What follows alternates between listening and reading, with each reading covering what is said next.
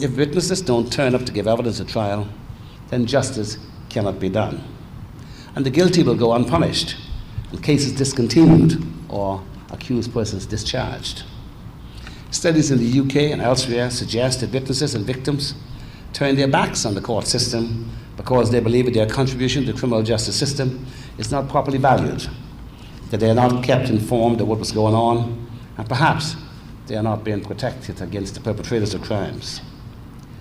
A typical example in the Bahamas and complaint is that witnesses receive a summons demanding that they appear at court at a specific time on a specific date to give evidence. Apart from considering holidays, victims and witnesses are given no other thought and are simply expected to turn up when they are told to show up. Trial dates are fixed, cases adjourned to fit the schedule of lawyers without any regard to the availability of witnesses. A policeman working all night is expected to be in court at 10 o'clock and may not be called at all on that day. The same thing applies to ordinary citizens. They may not be called that day or that week.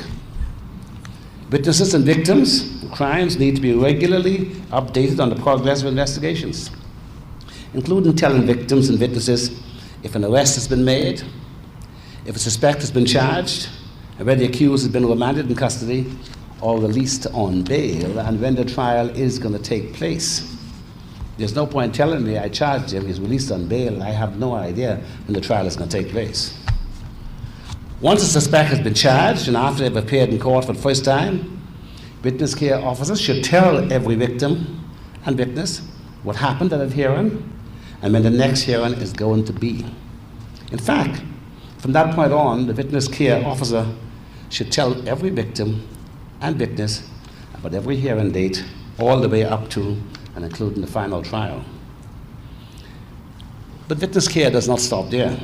It is more than giving people information, as important as that is. It is also about getting to understand every victim and every individual witness, to understand what their particular journey through the criminal justice system will look like, so that any concerns, any needs they have, any intimidation or interference can be dealt with and they can feel safe. This ensures that every victim or witness feels supported and feels that somebody from the state is interested in them, in their welfare and their well-being. It is not a cliche to say, no witness, no justice.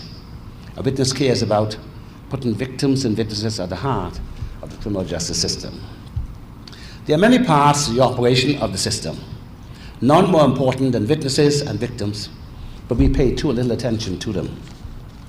Just as when a person is first charged in a magistrate's court, the case is adjourned to a fixed date, cases in our Supreme Court must also only be adjourned to a fixed date. In my view, every criminal case come before our courts should only be adjourned to a date certain. There is no other way to manage cases than courts, when granting adjournments, determining when they will be next heard.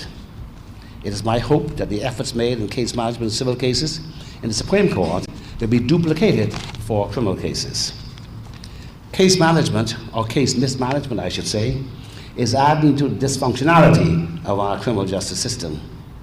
And our courts, on the other hand, must be released from the unnecessary bureaucracy of the government, so that simple things like the repair of air conditioning do not remain the subject of bureaucratic delays. So that, for instance, only one criminal Supreme Court sat yesterday because the air conditioner isn't working, and so 3 judges were twiddling their thumbs and no cases being heard. I believe that the witness care program can deliver improved efficiencies in our judicial system.